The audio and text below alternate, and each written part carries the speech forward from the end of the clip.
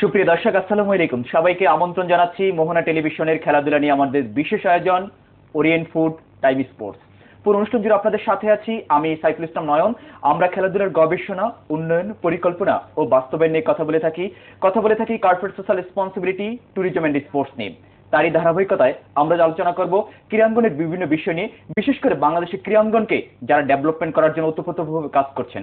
অত্যন্ত তিনজন প্রিয় মানুষকে আজ আমরা কাছে পেয়েছি, চলুন তাদের সঙ্গে পরিচয় হয়ে নিই। আমার সাথে আছেন মোহাম্মদ হাসানুজ্জামান খান বাবলু, একসময় তুখোর ফুটবলার এবং জাতীয় ক্রীড়া পুরস্কার প্রাপ্ত এবং বর্তমান বাংলাদেশ ফুটবল কোচেস অ্যাসোসিয়েশনের নির্বাচিত সভাপতি হিসেবে দায়িত্ব পালন করছেন। ধন্যবাদ। আমার সাথে আছেন জনাব ইমতিয়াজ খান বাবলু, উপমহাসচিব বাংলাদেশ অলিম্পিক অ্যাসোসিয়েশন, একই সাথে সাধারণ সম্পাদক বাংলাদেশ সাইক্লিং ফেডারেশন। কেমন আছেন? ধন্যবাদ। এবং আমার সাথে আছেন আব্দুর রশিদ শিকদার, সহসভাপতি বাংলাদেশ হকি ফেডারেশন, একই সাথে সাধারণ সম্পাদক উষা ক্রীড়া চক্র। কেমন আছেন? আমি প্রথমে যাব হাসানুজ্জামান খান বাবলুর কাছে। বাবলু ভাই, দীর্ঘদিন ধরে বাংলাদেশের ক্রীড়াঙ্গন নিয়ে কাজ, বিশেষ করে ফুটবল নিয়ে, এবং একসময় তুখোর ফুটবলার ছিলেন। যে ফুটবলের কথা যদি মনে আসে তখন বাবলু কিন্তু ওতপ্রোতভাবে জড়িত। কিন্তু আপনাদের সময়কার ফুটবল, এখনকার ফুটবল কিন্তু ডে নাইট ডিফারেন্স। কিন্তু আমরা সেই সময়কার ফুটবলের রমরম অবস্থা কিন্তু এখন আর কিন্তু সে খুঁজে পাচ্ছি না। কেন হাসানুজ্জামান বাবলু? জানেন যে আমরা সেই তদানীন্তন পাকিস্তান পিরিয়ডে যখন ফুটবলের আমাদের জ্ঞান বুদ্ধি হওয়ার পরে যখন আমরা স্কুল ফুটবল যাত্রা শুরু করি, তখন আমরা পেলে সারা বিশ্বে সর্বকালের সর্বসেরা ফুটবলার হিসেবে যিনি নিজেকে প্রতিষ্ঠিত করেছেন, ওনার ফুটবলের প্রতি আকৃষ্ট হয়েই আমার কিন্তু ফুটবলে আবির্ভাব। এবং তখন থেকে ফুটবলকে মনে প্রাণে ধ্যান ধারণায়, চিন্তা চেতনায়, বাবা মামার ইচ্ছা ছিল যে ডাক্তার, ইঞ্জিনিয়ার হব, কিন্তু আমার মাথার ভিতরে তো ফুটবল। আচ্ছা। এবং স্বাধীনতার পরে 1972 সালে আমি ঢাকাতে চলে আসি এবং ঢাকাতে এসে আমি বিভাগের ব্রাদার্স ইউনিয়ন ক্লাবের সঙ্গে সম্পৃক্ত হই। আচ্ছা। এবং থার্ড ডিভিশন, সেকেন্ড ডিভিশন ধারাবাহিকভাবে চ্যাম্পিয়ন হয়ে আমরা প্রথম বিভাগে উঠি। এবং প্রথম বিভাগে উঠেই তখন দেশ সেরা টিম ছিল ঢাকা আবাহনী ক্রীড়া চক্র। আমাদের ফুটবল ফেডারেশনের সম্মানিত সভাপতি তখন আবাহনী ক্লাবের প্লেইং মেম্বার ছিলেন, দেশ সেরা ফুটবলার হিসেবে। আমরা সেই আবাহনী টিমকে 1-0 গোলে হারিয়ে দিই। তো তখনকার ফুটবল যেটা ছিল, এবং তারপরে থেকে ব্রাদার্স ইউনিয়নের বাবলু হিসাবে আমি প্রতিষ্ঠিত হই। বাবলু ভাই, আমি একটু যোগ করতে চাচ্ছি, আপনাদের সময়কার কিন্তু পেশাদারিত্ব কিন্তু ছিল না। এখন পেশাদারিত্ব আসার পরেও কিন্তু আমরা কিন্তু ফুটবলের কিন্তু সেভাবে কিন্তু ডেভেলপমেন্ট কিন্তু লক্ষ্য করছি না বাবলু। না, এটাই আমি বলতে চাচ্ছি আপনাদেরকে। সেটা হচ্ছে যে আমাদের সময় আমরা যখন ফুটবল খেলতে আসছি, তখন আমাদের মাথার ভিতরেই ছিল যে আমরা পয়সার জন্য ফুটবলে আসি নাই। আমরা রাস্তা দিয়ে হেঁটে যাব, মানুষ বলবে যে বাবলু যাচ্ছে, এই সম্মানের জন্যই ফুটবলে খেলতে আসছি। কিন্তু তখন কিন্তু ছিল অ্যামেচার ফুটবল। যে এখন খেলার গতি বেড়েছে, খেলার পাওয়ার বেড়েছে, কিন্তু ব্যক্তিগত নৈপুণ্য যেটা, এইটা এখন। বাবলু ভাই, আপনার কথা শুনবো। আমি একটু ইমতিয়াজ খানের কাছে যাচ্ছি। ইমতিয়াজ খান, যেটা হচ্ছে যে বাংলাদেশের স্পোর্টস যেভাবে ডেভেলপমেন্ট হওয়ার কথা ছিল স্বাধীনতার পর থেকে, অল ওভার স্পোর্টস, কিন্তু সেভাবে কিন্তু আমরা লক্ষ্য করছি না। আপনি একই সাথে বাংলাদেশ অলিম্পিক অ্যাসোসিয়েশন আছেন, প্লাস হচ্ছে যে আপনার সাইক্লিং ফেডারেশন আছেন। আপনি বিষয়টিকে কিভাবে দেখছেন ইমতিয়াজ? আপনার প্রশ্নটা অনেক গভীরে যেতে হয় এবং সুদূর প্রসারী। জনগণের বা দেশের মানুষের প্রত্যাশা অনেক বেশি ক্রীড়াঙ্গনের কাছ থেকে, এবং ক্রীড়াঙ্গন এমন একটা জায়গা যেখান থেকে খুব সহজেই দেশকে বিশ্বে সুপরিচিত করা যায়, এবং ক্রীড়ার মাধ্যমে অন্য দেশের সাথে বন্ধুত্ব হয়, বিজনেস হয়, শান্তি স্থাপন হয়। ক্রীড়ার একটা অন্যতম বাহন। বর্তমান সরকার, আমাদের মাননীয় প্রধানমন্ত্রী, উনি একজন ক্রীড়ানবী ব্যক্তি। আমরা সকলেই বলি এই সরকার ক্রীড়া বান্ধব সরকার। আমরা বর্তমান সরকারের অধীনে আমরা চেষ্টা করে যাচ্ছি, নিরলস চেষ্টা করে যাচ্ছি, এবং তার কিছু প্রতিফলিত হচ্ছে। আপনার কথা শুনবো, চেষ্টার কথা। আমি একটু আব্দুর রশিদ শিকদারের কাছে যাচ্ছি। রশিদ ভাই, দীর্ঘদিন ধরে একজন সংগঠক হিসেবে আছেন এবং বাংলাদেশের স্পোর্টসকে ডেভেলপমেন্ট করার জন্য ওতপ্রোতভাবে কাজ করছেন। বাংলাদেশের ফুটবল এবং ক্রিকেট যেভাবে এগিয়ে যাচ্ছে, তার সাথে কিন্তু হকিও কিন্তু আমরা দেখছি যে বেশ এগিয়ে যাচ্ছে, কিন্তু তারপর কিছু ল্যাকিংস আছে আমাদের। বর্তমানে আপনি কি ভাবছেন হকি নিয়ে, যে ডেভেলপমেন্ট করার জন্য? দেখেন, এখানে হকি যে ইভেন্টটা আমাদের, সেটা অ্যাকচুয়ালি অনেক ব্যয়বহুল ইভেন্ট। আচ্ছা। আগে যেভাবে হকি আমরা আয়োজন করতে পেরেছি, এখন কিন্তু সেভাবে পারা যায় না। আচ্ছা। বিশেষ করে বাংলাদেশের হকির কথা যদি আমি বলি, হকির কাজ হচ্ছে অনেকভাবে কাজ হচ্ছে। যেরকম আমরা কিছুদিন আগে স্কুল হকি করলাম, এই প্রথম প্রায় 100-র উপরে স্কুল নিয়ে আমরা করেছি, এবং আমরা 4টা বিভাগীয় শহরে আমরা করতে পারছি। আচ্ছা। এবং এই আমাদের গত এশিয়া কাপে আমাদের রেজাল্ট খারাপ ছিল, এই এশিয়ান গেমস কিন্তু আমরা কোয়ালিফাইং রাউন্ডে চ্যাম্পিয়ন হলাম, বাংলাদেশ অপরাজিত। এখন যে ডিফারেন্সটা আমি এই জন্য বলবো যে আমরা কাজ আমাদের হচ্ছে, কিন্তু আসলে কাজগুলো যেভাবে হচ্ছে আমাদের পার্শ্ববর্তী দেশ বা পৃথিবীর অন্যান্য দেশের সাথে তাল মিলে হচ্ছে কিনা। আচ্ছা আজকে হকি খেলা কিন্তু অ্যাস্ট্রোড্রপে হয়, আগের মতন কিন্তু আমরা গ্রাসে কিন্তু হকি খেলতে পারি না। এক সময় আমাদের ইন্ডিয়া পাকিস্তান তারা world cup champion, Olympic champion, আজকে কিন্তু তাদেরকেও ঘাম ঝরে দিতেছে। Sure. হ্যাঁ, ইউরোপিয়ানদের কাছে চলে যাচ্ছে হকি। আপনি যদি আমাদের বাংলাদেশের কথা বলেন, এখানে আমাদের শুধুমাত্র বিকেএসপি এবং ঢাকা মাওলানা ভাসানী হকি স্টেডিয়াম, এর বাইরে কিন্তু আমাদের কোনো টার্ফ নাই। আচ্ছা এবং একসময় আমরা পুরনো ঢাকা থেকে আমরা হকি প্লেয়ার পাইছি, আমরা ফরিদপুর থেকে পাইছি, রাজশাহী থেকে পাইছি, Right. কিন্তু এখন কিন্তু ন্যাশনাল টিম যদি আপনি ধরতে যান আমরা অনেকটাই মানে 80% প্রায় বিকেএসপি নির্ভর হয়ে গেছি। আচ্ছা কারণটা হচ্ছে বিকেএসপিতে যে ছেলেগুলো থাকে তারা সবসময় অ্যাস্ট্রোড্রপে খেলে, আর আমরা কিন্তু এই বিভাগীয় শহরে কিন্তু এখন পর্যন্ত অ্যাস্ট্রোড্রপ করতে পারি না। আপনি ইন্ডিয়াতেও যদি যান সেখানে প্রায় 100-র মতন অ্যাস্ট্রোড্রপ হয়ে গেছে, এবং ম্যাক্সিমাম স্কুলগুলোতে কলেজগুলোতে সেখানে অ্যাস্ট্রোড্রপ। আচ্ছা আচ্ছা এই একটা দিক ছাড়া বাদ বাকি যে সমস্ত দিকগুলো আছে হকিতে এখন ব্যাপক কাজ হচ্ছে। আমি একটু বাবলু ভাইয়ের কাছে যাচ্ছি। বাবলু ভাই, বাংলাদেশের ফুটবলের বর্তমান যে অবস্থা, জি। আসলে এই অবস্থা থেকে আমাদের উত্তরণের পথ কি যদি বলেন, কারণ ফুটবল কিন্তু এখনো কিন্তু মানুষের কিন্তু প্রাণের খেলা, কিন্তু বাঙালির কিন্তু কি করা দরকার আসলে?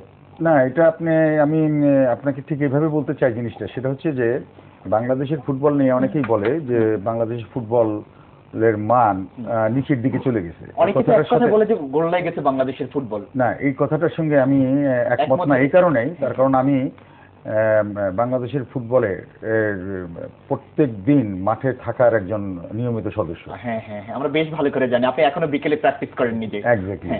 তো ফুটবলে যেটা হয়েছে, কয়েকদিন আগেই আপনি জানেন আমরা স্বাধীনতা কাপ ফুটবল টুর্নামেন্ট করেছি, এবং এটার ফাইনাল খেলাতে প্রায় 15,000 দর্শক কিন্তু হয়েছিল। ফুটবল বাঙালির রক্তের খেলা, কিন্তু দর্শক হচ্ছে না ওই পরিমাণ। সেটার কারণটা হচ্ছে যে এখন মিডিয়াতে, যেমন গত পরশুদিন রাত্রিবেলা মিডিয়াতে বার্সেলোনা এবং রিয়াল মাদ্রিদের খেলা মানুষ দেখেছে। যারা ওই খেলা দেখেছে তারা ঢাকা স্টেডিয়ামে এসে অপেক্ষাকৃত এই মানে বার্সেলোনা রিয়াল মাদ্রিদের তুলনায় নিম্নমানের খেলা তো তারা দেখতে আসবে না। এটা কিন্তু মিডিয়ার কিন্তু একটা, আমাদের সময় যেটা ছিল যে মিডিয়ার কোনো ওরকম কোনো বিশ্ব ফুটবলে কিন্তু মিডিয়ায় আমরা ওরকম ফুটবল খেলা দেখতে পারতাম না। বাবলু ভাই যে কথা বলতেছে, আমরা এক সময় খেলা দেখতে যেতাম যে আজকে সালাম মুর্শিদি খেলবে, সালাম মুর্শিদি মনে হয় আজকে ইসের আসলাম ভাই খেলতেছে, তারা মনে হয় ওই বাদল রায়ের গোলটা মনে সে ওভারটেক করতেছে, সে মনে হাইস্ট স্কোর হয়ে যেতেছে। এই যে একটা প্রেশার ছিল, মানে একটা আগ্রহ ছিল মানুষের, সালাউদ্দিন ভাই খেলা দেখতে যা, সালাম মুর্শিদির খেলা দেখতে যা, বাদল রায়ের খেলা দেখতে যা, এই আজকে সেই কত দলগত খেলা, ব্যক্তিগত নৈপুণ্য কিন্তু ভেরি ভেরি ইম্পর্টেন্ট। গত পরশুদিনের খেলায় বিশ্বের সবচেয়ে দামি ফুটবলার, সে কিন্তু রিয়াল মাদ্রিদকে একক প্রচেষ্টায় বলটাকে মিডফিল্ডের এই পার থেকে টান দিয়ে নিয়ে যে 1 লাখ গোল করে আসছে। রিয়াল মাদ্রিদ ওইভাবে জিতে গেছে। বিষয় হচ্ছে জেলা পর্যায়ে কিন্তু কোচ এবং রেফারির কিন্তু যথেষ্ট অভাব রয়েছে বলে আমরা শুনে আসছি। কিন্তু আমি এই প্রসঙ্গে একটু বলতে যাচ্ছি, যে বাবলু ভাইয়ের সাথে যোগ করতে চাচ্ছি, যে আমরা লক্ষ্য করছি ইদানিং বেশ কয়েক বছর ধরে জেলার লিগগুলা, যে জেলার যে ফুটবল লিগ, জেলার ক্রীড়া সংস্থাগুলা যেটা আয়োজন করতো, হচ্ছে কিন্তু জেলা লিগ বেশ কয়েক বছর ধরে হয়নি। না হওয়ার কারণে জেলা থেকে, আসলে তো মূলত প্লেয়ার আসে জেলা থেকে, ফুটবল খেলোয়াড়রা আসে সব জেলা থেকে। মানে যাদেরই আপনি প্রতিষ্ঠিত বড় বড় খেলোয়াড় আছে বাংলাদেশের, বেশিরভাগ তাদের রুট কিন্তু জেলা থেকে আসছে। বাবলু ভাই বললেন একটু আগে যে উনিও জেলা থেকে ঢাকায় আসছেন, বাদল ভাইও জেলা থেকে আসছেন, সবাই জেলা থেকে, বিভিন্ন জেলা থেকে। টুটু ভাই কুষ্টিয়া জেলায় ছিলেন, ওখান থেকে এসছেন। আসলাম আসছেন, চুন্নু ভাই আসছেন নারায়ণগঞ্জ জেলা থেকে। তো আমরা লক্ষ্য করেছিলাম লাস্ট 4-5 বছর ধরে জেলায় লিগ হয়নি। ইদানিং জেলায় লিগ শুরু হয়েছে। ইদানিং জেলা লিগ শুরু হওয়ার কারণে এটা একটা ভালো লক্ষণ, এবং আমরা মনে করছি জেলা লিগটা যদি কন্টিনিউ হয়, বাবলু ভাই যদি কন্টিনিউ রাখেন, তাহলে আমরা আবার এরকম ইন্ডিভিজুয়াল আপনি তো ধরেন এখানে প্লেয়ার আমরা পাবো, মানে বিভিন্ন ক্রীড়া সংস্থার নেতৃত্বে আপনি আছেন, ফোরামের সাথে আছেন। একটা জিনিস কিন্তু আমাদের মানে করা উচিত সবার, ধরেন আমাদের এই জেলাতে যে খেলাগুলো হয় বা উপজেলা ভিত্তিক যে খেলাগুলো হয়, সেটাকে নিয়মিত আয়োজন করা, পাশাপাশি ওই সমস্ত উপজেলায় যেগুলো স্কুল আছে, কলেজ আছে, একটা স্কুলের বাৎসরিক ক্রীড়া প্রতিযোগিতা, ওখানে এখন দেখা যায় স্কুল বা মাদ্রাসা বা কলেজগুলোতে সেখানে কি হয়, বাৎসরিক একটা ওই একদিনের একটা প্রোগ্রাম করে দায় সারা গোছের দায় একটা সারা খেলা। গোছের। দায় সারা গোছের। কিন্তু সেখানে কিন্তু আপনার ছেলে মেয়েদের কাছ থেকে, ছাত্রছাত্রীদের কাছ থেকে কিন্তু মানে ফি নেওয়া হয় ইয়ারলি, আচ্ছা আচ্ছা, যে ক্রিয়া বাবদ এত টাকা, এই মিলাদ বাবদ এত টাকা। সুন্দর কথা বলছে আসলে। এই জায়গাগুলোতে জেলা ক্রীড়া সংস্থা যারা আছেন হ্যাঁ হ্যাঁ তাদেরকে তারা যদি সেখানে এই ভূমিকাটা নেন, যে আসলে উপজেলা যে কমিটিগুলো থাকে, বিশেষ করে খেলাধুলা ক্রীড়া কমিটিগুলো থাকে। ভাই আমরা এই কথাগুলো শুনবো, কিন্তু তার আগে আমাদের ছোট্ট একটা বিরতিতে যেতে হবে।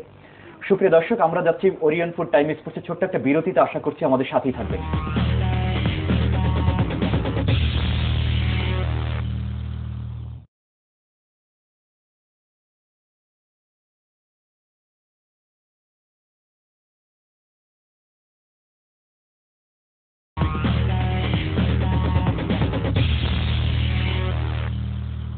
সুপ্রিয় দর্শক, বিরতির পর আবারও সবাইকে আমন্ত্রণ জানাচ্ছি ওরিয়েন্ট ফুড টাইম স্পোর্টসের সাথে আছেন অত্যন্ত তিনজন প্রিয় মানুষ। জানাবে আব্দুর রশিদ শিকদার, আপনি যেটা বলছিলেন যে জেলা ক্রীড়া সংস্থা আরো বড় ভূমিকা পালন করতে হবে, তাদেরকে খোঁজ খবর নেওয়া, নিয়মিত মনিটরিং করা, এবং তারা এই প্রোগ্রামগুলো হচ্ছে কিনা বিভিন্ন জায়গায়। কারণ ফুটবলের জন্য একটা খুব ভালো জিনিস, মনিটরিং করতে হবে জেলা থেকে। ফুটবলের জন্য কিন্তু একটা ভালো জিনিস সরকার নিজে করে দিচ্ছে। যেরকম আপনার যে বঙ্গবন্ধু বঙ্গমাতা প্রাইমারি স্কুলের যে টুর্নামেন্টটা, এখন সেটা গভর্নমেন্ট করতেছে। প্রত্যেকটা উপজেলা নির্বাহী অফিসার, উপজেলা আপনার চেয়ারম্যান বা স্থানীয় পর্যায়ে নেতৃবৃন্দরা এখন যেটা আয়োজন করতেছেন সরকারের নির্দেশনা মোতাবেক। সেখানে যদি ফুটবল ফেডারেশন তারা যদি একটা নিয়মিত মনিটরিং রাখে, তারা যদি ওই খেলাগুলো দেখে, বা এক একটা উপজেলায় তাদের ওই সংস্থা থেকে যদি লোক নিয়োগ করে, ওখান থেকে কিছু ছেলে পেলে যদি তারা নিতে পারে, মানে আমরা যে ট্যালেন্ট হান্ট গুলো পাচ্ছি সেগুলো বড় কাজটা কিন্তু গভর্নমেন্ট করে দিচ্ছে, এই গভর্নমেন্ট কিন্তু করে দিচ্ছে। এখানে আমি রোহিতের সঙ্গে আমি একটু অ্যাড করতে চাচ্ছি, সেটা হচ্ছে যে আপনি জেনে থাকবেন কিনা জানি না, সেটা হচ্ছে যে আমাদের ফুটবলে এক সময় ছিল যে ফুটবল সহ যত খেলাধুলাই ছিল সব কিন্তু জেলা ক্রীড়া সংস্থার আন্ডারে ছিল। কিন্তু এই গত মানে 2টা টার্ম ধরে, অর্থাৎ গত 8 বছর ধরে আমাদের ফিফার থেকে একটা প্রেসক্রিপশন অনুযায়ী আমাদেরকে জেলা ক্রীড়া সংস্থা থেকে আলাদা করে দেওয়া, সেটাকে নাম দেওয়া হয় জেলা ফুটবল অ্যাসোসিয়েশন। জেলা ফুটবল অ্যাসোসিয়েশন এবং জেলা ক্রীড়া সংস্থা এই দুইটার সঙ্গে এখন একটা দ্বন্দ্ব চলছে। সুতরাং আমি মনে করি যে এই জায়গাটার একটা সমাধান, নির্বাচন আসলে তো জেলা ক্রীড়া সংস্থাতে প্রতিনিধি হয় তারা, তখন তো তারা আপনাদের উপরে আমাদের উপরে কর্তৃত্বটা চালায়। হ্যাঁ, কিন্তু আমাদের ফুটবলে কিন্তু জেলা ক্রীড়া সংস্থার কোনো প্রতিনিধি আসার কোনো সুযোগ নেই। আমাদের জেলা ফুটবল অ্যাসোসিয়েশন থেকে প্রতিনিধি আসে ইলেকশনের সময়। এখন এই প্রত্যেকটা জেলাতেই ডিএফএ গুলো যেটা, তারা ঠিক ওইভাবে অ্যাক্টিভ না। আমি মনে করি যে এইটা যত তাড়াতাড়ি এখান থেকে বেরিয়ে এসে আমরা যদি আগের ফরম্যাটে ফেরত যেতে পারি, তাহলে আমাদের ফুটবল আবার নিজস্ব গতিতে তার।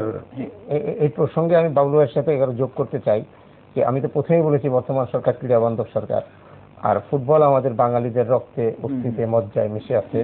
সেই কারণেই মাননীয় প্রধানমন্ত্রী অনুধাবন করেছেন এবং বর্তমান ফুটবল ফেডারেশনের একজন নির্বাচিত ভাইস প্রেসিডেন্ট এবং অল্প কিছুদিন আগেও যিনি বাংলাদেশ জাতীয় ফুটবল দলের অধিনায়ক ছিলেন আরিফ খান জয়, তাকে আমাদের ক্রীড়া মন্ত্রণালয়ের উপমন্ত্রীর দায়িত্ব দেওয়া হয়েছে। এবং I feel proud that he is my student, he was my student. আমিও তার নির্বাচনের জন্য গিয়েছিলাম টুটুল ভাই এবং বাবলু ভাইয়ের সাথে নেত্রকোনায়। তো এখন উনি নির্বাচিত হয়েছেন এবং মাননীয় প্রধানমন্ত্রী তাকে উপমন্ত্রীর দায়িত্ব দিয়েছেন। আমাদের স্বাভাবিকভাবে প্রত্যাশা ফুটবলের এই যে অবস্থা, যে কথাটা আমরা আলোচনা করছি, এর থেকে খুব তাড়াতাড়ি আমরা উত্তরণ আশা করবো। তার মাধ্যমে আমরা আশা করবো, কারণ সে সবকিছু অবগত আছেন উনি, এবং উনি চিন্তাও করছেন এবং একটু সেটেল হতে সময় লাগবে। তারপরে উনি কর্মসূচি গ্রহণ করবেন কিভাবে এর থেকে উত্তরণ করা যায়, এবং আমরা আশা করবো খুব তাড়াতাড়ি। এটা পাশাপাশি শুধু ফুটবলার ছিল বলে না, সে সবচেয়ে বড় কথা হলো সে আমাদের ক্রীড়া পরিবারের লোক, ক্রীড়া জগতের লোক, সমস্ত কিছু তার নখদর্পণে আছে। সে বাংলাদেশের ফুটবলের অধিনায়ক করেছে এবং বাংলাদেশে দীর্ঘদিন এক নামে সবাই তাকে চিনে অ্যাজ এ ফুটবলার। এবং যিনি ক্রীড়া প্রতিমন্ত্রীর দায়িত্বে আছেন উনি একজন অভিজ্ঞ ব্যক্তি এবং তিনবার জাতীয় সংসদ সদস্য, এবং উনিও ইতিমধ্যেই ক্রীড়াঙ্গনের সাথে উনি মিশে গেছেন। এবং আমরা আশা করছি উনি প্রবলেমগুলো আলোচনাও হয়েছে, এগুলো খুব তাড়াতাড়ি আইডেন্টিফাই করে। স্বাধীনতা ফুটবলটা যদি আপনি যেয়ে থাকেন, আপনি দেখবেন আমরা কিন্তু কোনো প্রচার প্রসারেই যাই নাই, কিন্তু 15,000 দর্শক কিন্তু এই ফাইনাল খেলাতে, এটা যদি আবাহনী মোহামেডান ফাইনাল খেলা হতো আর শেখ জামাল মোহামেডান যদি ফাইনাল খেলা হতো, তাহলে কিন্তু আপনি গ্যালারিতে জায়গা দিতে পারতেন না। এখানে ইমতিয়াজ ভাই দুজন মন্ত্রী মহোদয়ের কথা বলছেন, বিশেষ করে আমাদের আরিফ আরিফ হোসেন খান জয়, জয়, হ্যাঁ। জয় সে তো আমাদের নিজস্ব একদম আমাদের ঘরের মানুষ। আমাদের এই প্রবীণ শিকদার থেকে একজন তাই না? কিন্তু হ্যাঁ, স্পোর্ট আমাদের আমি আমার হকির কথা বলবো। হকিতে এখন ফেডারেশন পর্যায়ে থেকে যে কাজ হচ্ছে, ধরেন এখানে স্পন্সরের আমাদের খুব অভাব ছিল, কিন্তু আমরা সেই জিনিসটা এখন কিন্তু আমরা হকিতে বেশ ভালো পৃষ্ঠপোষক অনেক আমরা আলহামদুলিল্লাহ অনেক ভালো আমাদের স্পন্সর এখন আছে। হকি নির্বাচন হয়ে যাওয়ার পরে যে কমিটিটা হয়েছে অ্যাকচুয়ালি এটা খুব ডাইনামিক কমিটি। ফেডারেশন তার কমিটি তার নিজের উদ্যোগে তার স্পন্সররা কদ্দুর করতে পারবে। আজকে যদি আমাকে আমার সব দিকে আগাইতেছে কিন্তু আমার মাঠ যদি আমার না থাকে, আমার অ্যাস্ট্রোটার্ফ যদি না থাকে, হ্যাঁ আজকে ভারত যদি 100 অ্যাস্ট্রোটার্ফ করবে, আপনাদের আমার 10টা ব্যবস্থা করতে হবে। তা না হলে প্রতিযোগিতা আমরা থাকতে পারবো না, টিকতে পারবো না।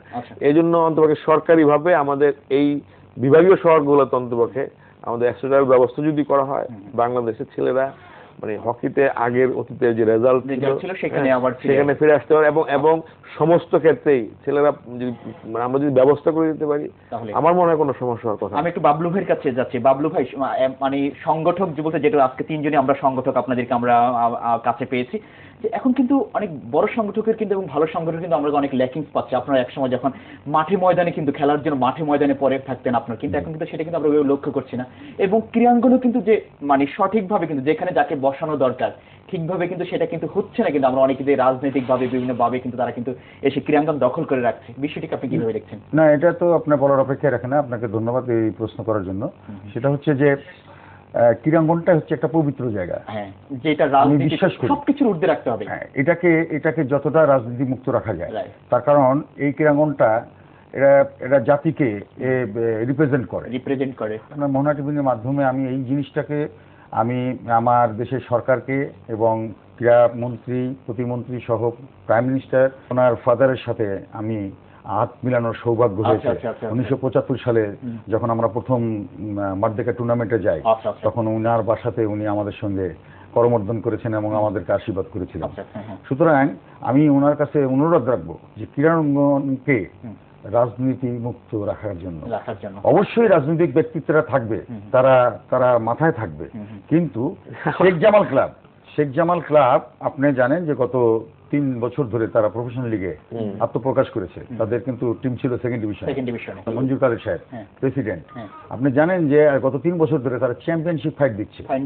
দেশ সেরা টিম করে তারা তাদের সংগঠক হিসাবে, যেহেতু তিনি একজন খেলোয়াড় ছিলেন এক সময় এবং আবাহনী ক্লাবের সাথে রিলেটেড ছিলেন, এবং আজকে শেখ জামালকে উনি হ্যান্ডেল করতে যায়, শেখ জামালকে দেশ সেরা টিম হিসাবে উনি অলরেডি এস্টাবলিশ করে ফেলেছেন।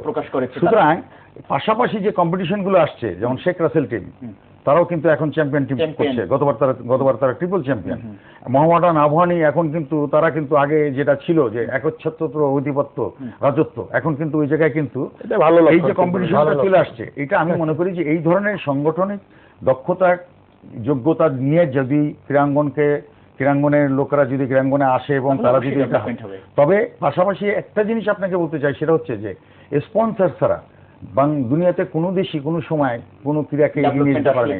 আমাদের স্পন্সরের আমি ভাইয়ের সঙ্গে একমত যে যদি স্পন্সর পাওয়া যায়, আমরা যদি খেলাধুলা পাই, তাহলে স্পোর্টসকে আরো বেশি ডেভেলপমেন্ট করা যায়। এবং দুঃখের সঙ্গে এই কথাটাও বলতে চাই, সেটা হচ্ছে যে আমাদের দেশে স্পন্সররা তাৎক্ষণিকভাবে আপনার স্পন্সরে এগিয়ে আসে কোন সমস্ত খেলাতে। যেমন আমাদের দেশে মেসি আসছিল ম্যাচ খেলতে আর্জেন্টিনা ভার্সেস নাইজেরিয়া, ওখানে কিন্তু আমাদের 30 থেকে 35 কোটি টাকা কিন্তু একদিনের জন্য খরচ করতে হয়েছে।